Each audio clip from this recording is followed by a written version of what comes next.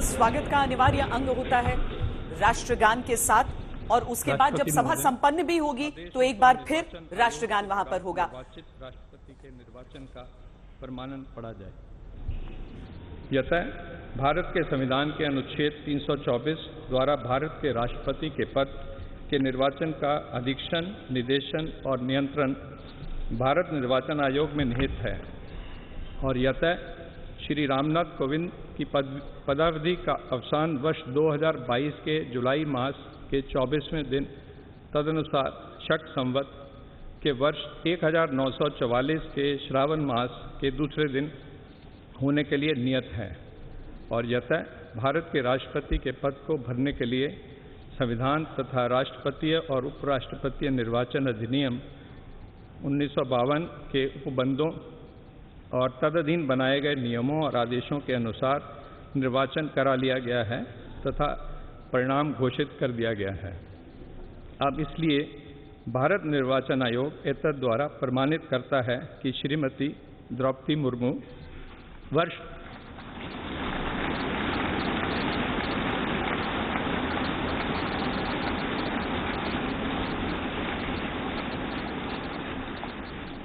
2022 के जुलाई मास के 21वें दिन तदनुसार शक संवत के वर्ष 1944 के आषाढ़ मास के 30वें दिन भारत के राष्ट्रपति पद के लिए सम्यक रूप से निर्वाचित हो गई हैं।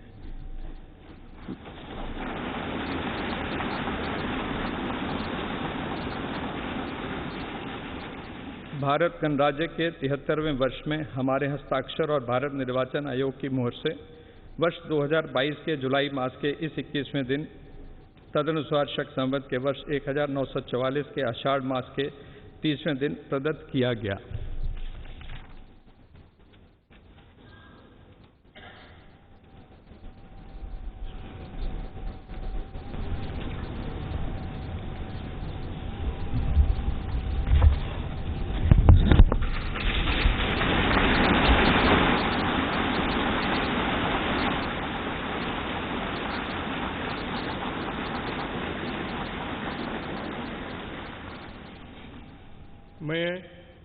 मैं द्रौपदी मुर्मू ईश्वर की शपथ लेता हूँ कि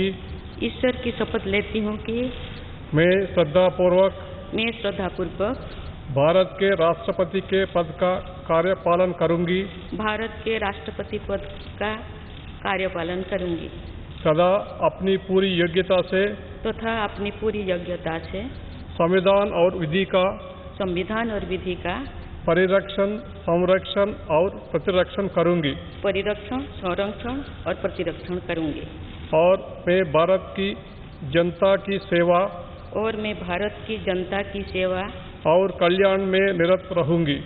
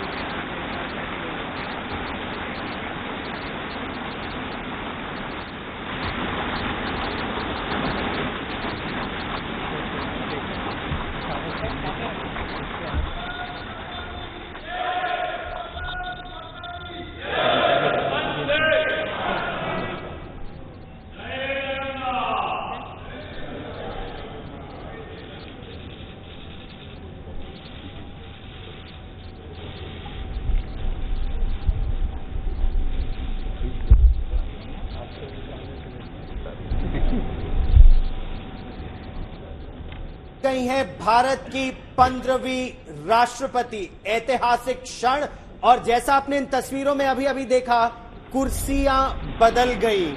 राष्ट्रपति रामनाथ कोविंद अब पूर्व राष्ट्रपति हैं और द्रौपदी मुर्मू अब भारत की राष्ट्रपति हैं। और अब से चंद मिनटों में हम सुनेंगे राष्ट्र के नाम उनका पहला संबोधन सेंट्रल हॉल पार्लियामेंट में, संसद भवन के इस सेंट्रल हॉल में। बहुत ही ऐतिहासिक क्षण और पल देश के लिए। स्वतंत्रता के अमृत महोत्सव वर्ष में द्रौपदी मुर्मू बनी देश की पहली आदिवासी महिला राष्ट्रपति। लेकिन केवल उनका आदिवासी या महिला होना ही महत्वपूर्ण नहीं है, बहुत महत्वपूर्ण है श्वेता उनका टैलेंट, उनकी योग्यता, उनकी काबिलियत। क्लास मॉनिटर से बनी राष्ट्रपति। आपका आदेश हो तो आपके पद ग्रहण की उद्घोषणा की जाए और उसे भारत के राजपत्र में प्रकाशित किया जाए। इसकी सूचना प्रमुख सेना केंद्रों तथा विदेश स्थित सभी भारतीय मिशनों, राज्य सरकारों तथा संघ शासित प्रदेशों क्षेत्रों के प्रशासकों को भेजी जाए। भारत सरकार के सभी मंत्रालयों और विभागों को भी सूचना तथा आवश्यक आदेश जारी करने हेतु भेजा जाए।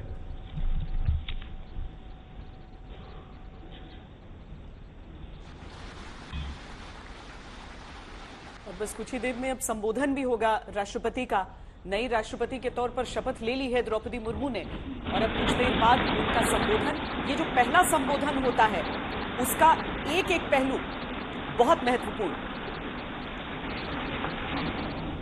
आदरणीय श्री रामनाथ कोविंद जी, उपराष्ट्रपति श्री एम वेंकैया नायडू जी, प्रधानमंत्री श्री नरेंद्र मोदी जी, लोकसभा के speaker Shri Om Birla ji, chief justice NV. Ramana जी, सम्मानित सांसदगण, अन्य महानुभावों, देवियों और स्वजनों तथा मेरे प्यारे देशवासियों, सभी को जोहार।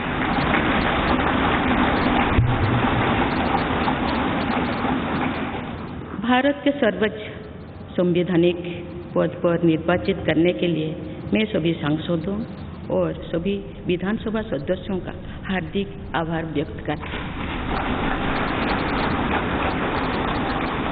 आपका मत देश के करोड़ों नागरिकों के विश्वास की अभिव्यक्ति है। मैं भारत के समस्त नागरिकों की आशा, आकांक्षा और अधिकारों की प्रतीक इस पवित्र संसद से सभी देशवासियों का पूरी विनम्रता से अभिनंदन करता हूँ।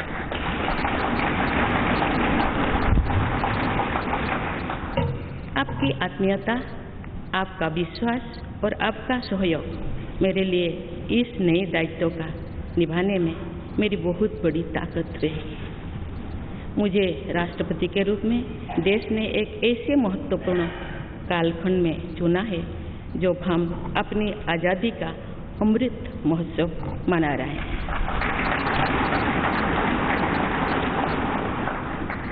आज से कुछ दिन बाद ही देश अपनी स्वाधीनता के 75 वर्ष पूरी करेगा।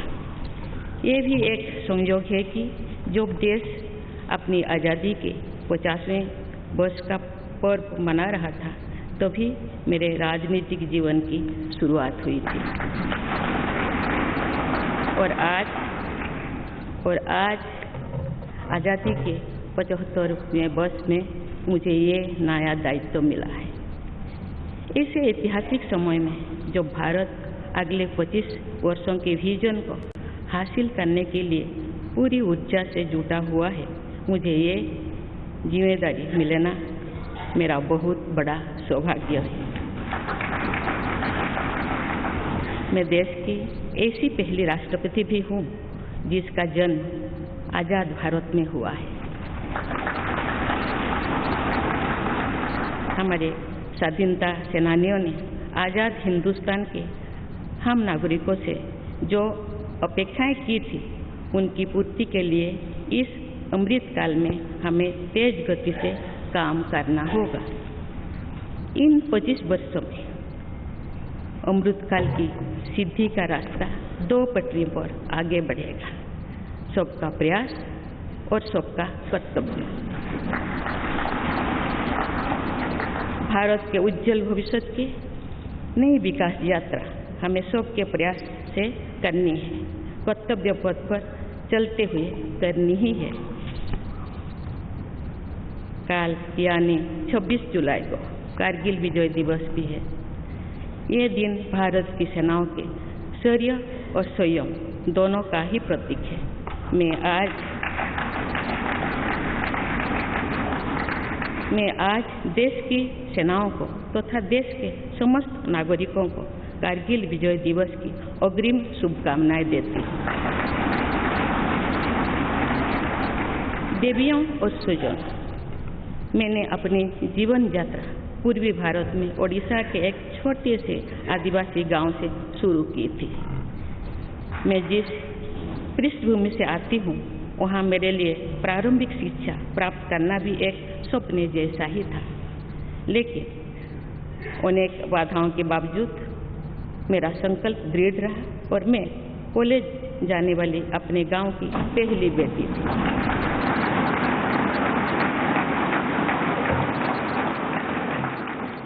मैं जनजातीय समाज से हूँ और वार्ड काउंसिलर से लेकर भारत के राष्ट्रपति बनने तक का अवसर मुझे मिला है। ये लोकतंत्र की जननी भारतवर्ष की महानता है। ये हमारे लोकतंत्र की ही शक्ति है कि उसमें एक गरीब घर के पैदा होने बेटी, दूर सुदूर आदिवासी क्षेत्र में पैदा हुई बेटी भारत के सर्वोच्च संवैधानिक पद तक पहुंच सकती है। राष्ट्रपति के पद पहुंचना मेरी व्यक्तिगत उपलब्धि नहीं है, ये भारत की प्रत्येक गरीब की उपलब्धि है। मेरा निर्वाचन इस बात का सबूत है कि भारत में गरीब सपने भी देख सकता है और उन्हें पूरा भी कर सकता है।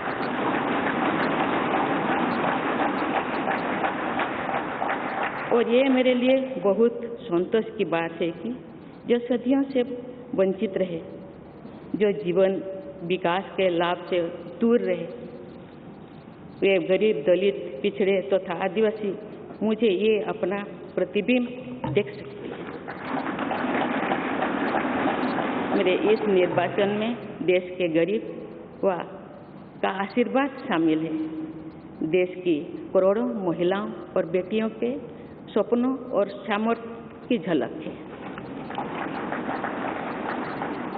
मेरे इस निर्वाचन में पुराने लीक से हटकर नए रास्ते पर चलने वाले भारत के आज के युवाओं का साहस भी शामिल है।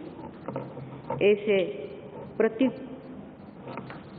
प्रगतिशील भारत का नेतृत्व करते हुए आज मैं खुद को गौरवान्वित महसूस कर रही हूँ।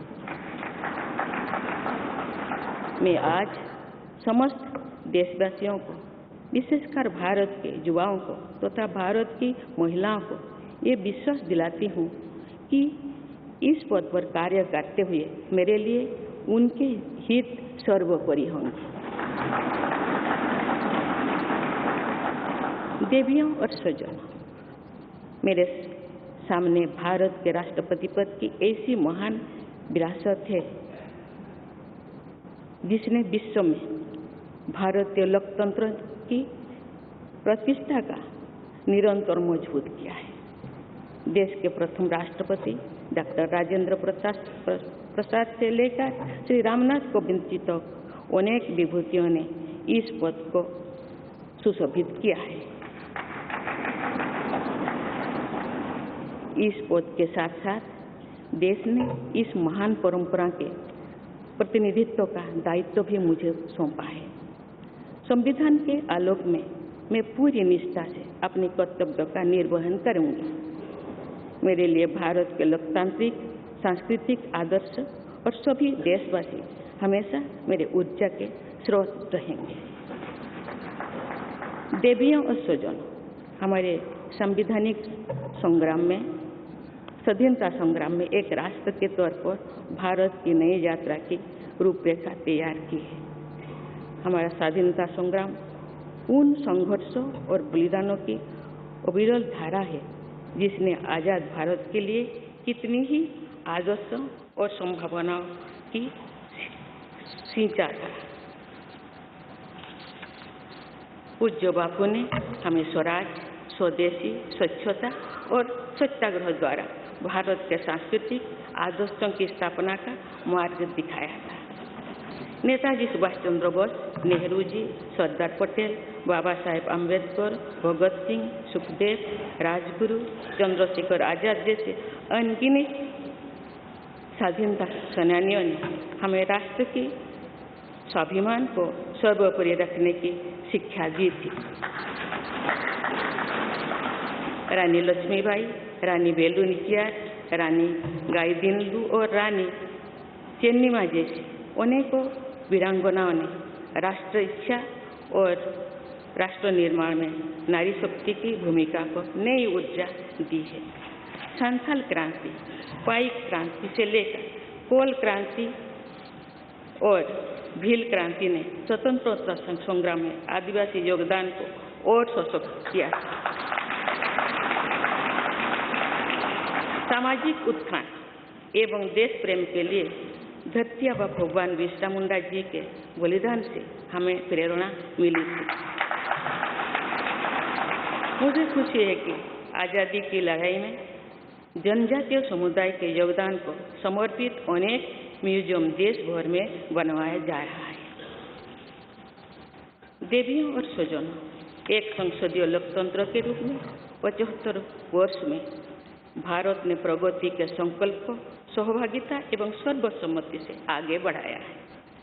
विविधताओं से भरे अपने देश में हम अनेक भाषा, धर्म, संप्रदाय, खान पान, रहन सहन, रीति रिवाजों का अपनाते हुए एक भारत श्रेष्ठ भारत के निर्माण में सक्रिय है।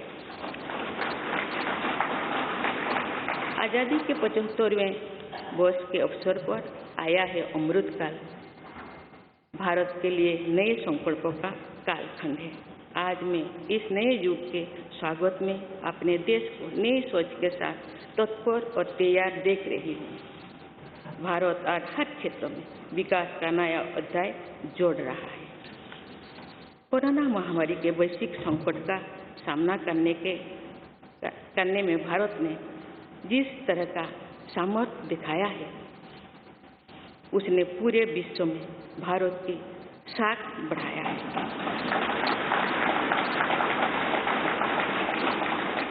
हम हिंदुस्तानियों ने अपने प्रयासों से न सिर्फ इस वैश्विक चुनौती का सामना किया, बल्कि दुनिया के सामने नए मापदंड भी स्थापित किए।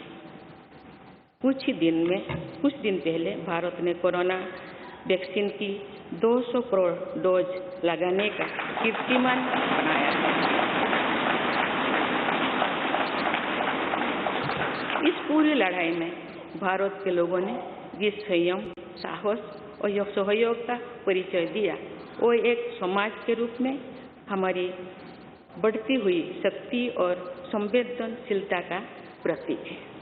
भारत ने इन मुश्किल हालात में न केवल खुद को संभाला, बल्कि दुनिया की मदद भी की। कोरोना महामारी से बने माहौल में आज दुनिया भारत को नए विश्वास से देख रही है। दुनिया की आर्थिक स्थिरता के लिए, सप्लाई चेन की सुगमता के लिए और वैश्विक शांति के लिए दुनिया को भारत से बहुत उम्मीदें हैं। आगामी महीनों में भारत अपनी अध्यक्षता में G20 ग्रुप की मेजबानी भी करने जा रही है। इसमें दुनिया के 20 बड़े देश भारत की अध्यक्षता में वैश्विक विषयों पर मंथन करेंगे। मुझे विश्वास है भारत में होने वाले इस मंथन से जो निष्कर्ष और नीतियां निर्धारित होंगे, उनसे आने वाले दशकों की दिशा तय होगी। देवियों और स्वजनों, दशकों पहले मुझे रायरंगपुर में श्री अरबिंदो इंटीग्रल स्कूल में शिक्षक के रूप में कार्य करने का अवसर मिला था। कुछ ही दिनों के बाद श्री अरबिंदो जी की 150वीं जन्म जयंती मनाई जाएगी। शिक्षा के बारे में श्री अरबिंदो के विचारों ने मुझे निरंतर प्रेरित किया है। जनप्रतिनिधि के रूप में विभिन्न पदों पर कार्य करते हुए और फिर राज्यपाल के रूप में भी मेरा शिक्षण संस्थानों के साथ सक्रिय जुड़ाव रहा है।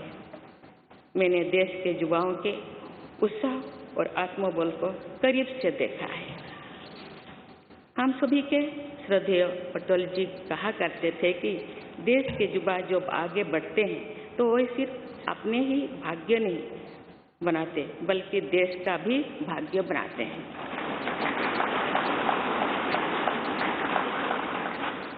आज हम इसे सोच होते देख रहे हैं। वोकल फॉर लोकल से लेकर डिजिटल इंडिया तक हर क्षेत्र में आगे बढ़ रहा आज का भारत विश्व के साथ कदम से कदम मिलाकर औद्योगिक क्रांति 4.0 के लिए पूरी तरह भारत तैयार है। रिकॉर्ड संख्या में बन रहे स्टार्टअप्स में नए नए इनोवेशंस में दूर सुदूर क्षेत्रों में डिजिटल टेक्नोलॉजी की स्वीकार्यता में भारत के युवाओं की बड़ी भूमिका है।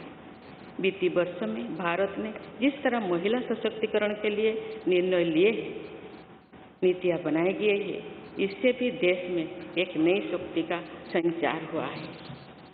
मैं चाहती हूँ कि हमारी सभी बहनें व बेटियां अधिक से अधिक सशक्त हो तथा वे देश के हर क्षेत्र में अपना योगदान बढ़ाती रहें।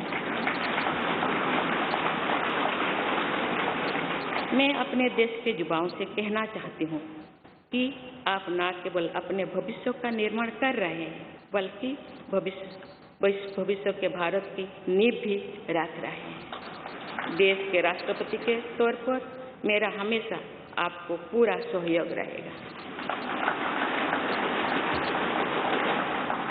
देवियों और सज्जनों, विकास और प्रगतिशीलता का अर्थ निरंतर आगे बढ़ना होता है, लेकिन साथ ही अपने अतीत का ज्ञान भी उतना ही आवश्यक है। आज जो विश्व सस्टेनेबल प्लैनेट की बात कर रहे हैं तो उसमें भारत की प्राचीन परंपराओं, हमारे अतीत की सस्टेनेबल लाइफस्टाइल की भूमिका और बढ़ जाती है।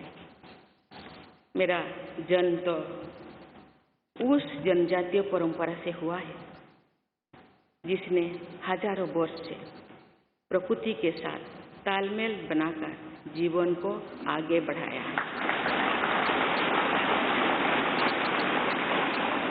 मैंने जंगल और जलाशयों के महत्व को अपने जीवन में महसूस किया है। हम प्रकृति से जरूरी संसाधन लेते हैं और उतनी ही श्रद्धा से प्रकृति से सेवा भी करते हैं। यहाँ संवेदनशीलता का आज वैश्विक अनिवार्यता बन गया है। मुझे इस बात की प्रसन्नता है कि भारत पर्यावरण संरक्षण के क्षेत्र में विश्व का मार्गदर्शक बन रहा है। देवियों और स्वजन, मैंने अपने अब तक के जीवन में जौन सेवा में ही जीवन की सार्थकता को अनुभव किया है। श्री जगन्नाथ क्षेत्र के एक प्रख्यात कवि भीम भोई जी की कविता की एक पंक्ति है, मो जीवन पछे नर्क के पड़ी था जगत उद्धार।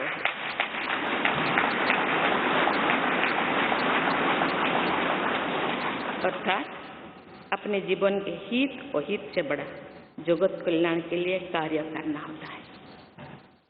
जगत कल्याण की इसी भावना के साथ मैं आप सबके विश्वास पर खरा उतरने के लिए पूरी निष्ठा व लगन से काम करने के लिए सदैव तत्पर रहूंगी।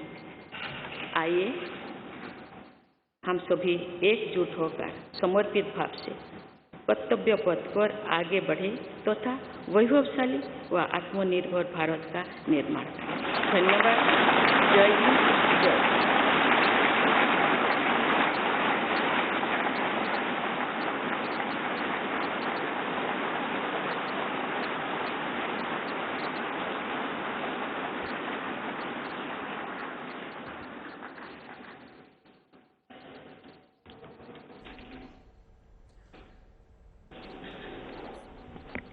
बड़ी बात कही राष्ट्रपति मुर्मू ने।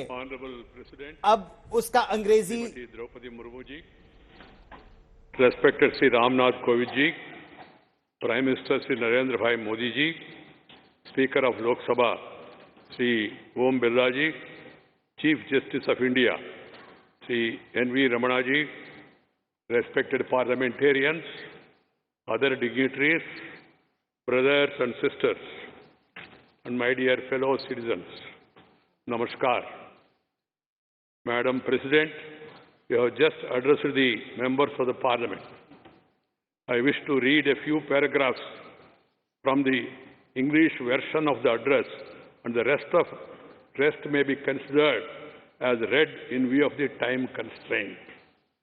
I express my heartfelt gratitude to all members of Parliament and legislative assemblies for electing me to the highest constitutional post of India.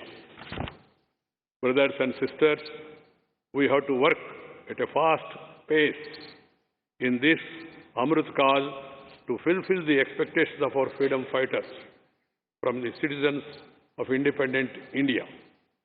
In these 25 years, the path to attain the goals of Amrit Kal will proceed on two tracks, Sabka Prayas or Sabka Kartavya, everyone's effort and everyone's duty.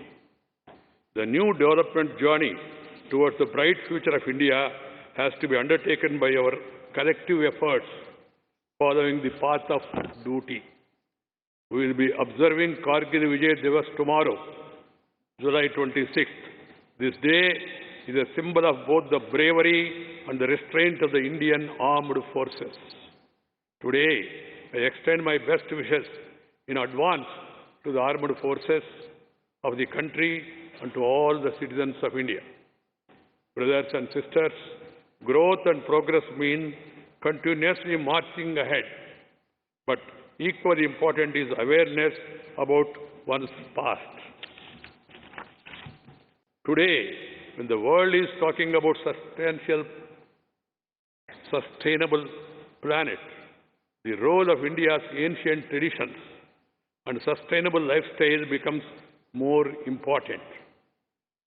I was born in the tribal tradition which has lived in harmony with the nature for thousands of years.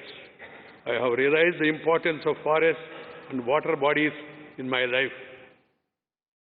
We take necessary resources from nature and serve nature with equal reverence. This sensitivity has become a global imperative today. I am happy that India is guiding the world in the field of environmental protection. Brothers and sisters, in my life so far, I have realized the meaning of life only through public service. There is a line from the poem of Bhim Bhoi Ji, a famous poet of Sri Jagannath Kshetra. Mo Jeevana Bacche, Narke Paditao, Jagata Uddar Hev.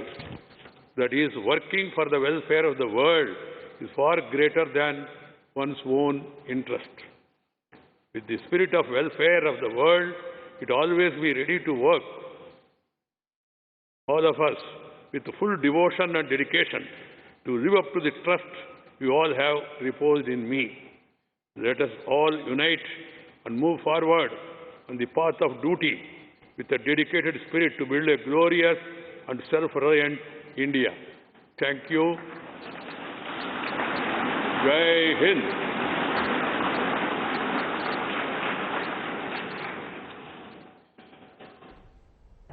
राष्ट्रपति महोदया, आपकी आज्ञा हो तो समारोह की कार्यवाही समाप्त की जाए।